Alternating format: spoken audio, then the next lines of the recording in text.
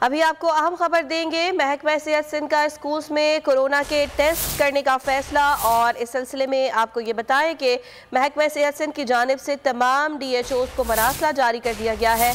हर ज़िले के स्कूल से 100 सैंपल्स इकट्ठे किए जाएंगे। महकमा सेहत सिंध की जानिब से ये बताया गया है, जबकि सैंपल डॉ अस्पताल की कोरोना लैब में भेजे जाएंगे।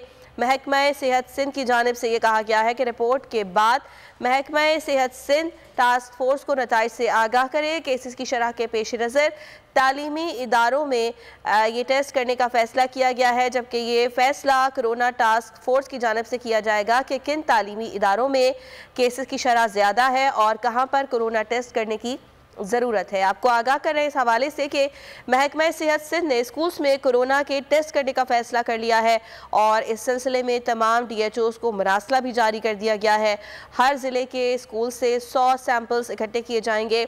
महकमा सेहत की जानिब से ये कहा गया है कि सैंपल डॉ अस्पताल की कोरोना लैब में भेजे जाएं और वहाँ से टेस्ट की रिपोर्ट जो सामने आएगी उसके बाद महकमा सेहत सिंध टास्क फोर्स को नताइज से आगाह किया जाएगा, और केसेस की शरह के पेश नज़र तालीमी इदारों का टास्क कोरोना फोर्स करेगी। सब्सक्राइब करें और बेल दबाएं ताकि कोई खबर रह न जाए।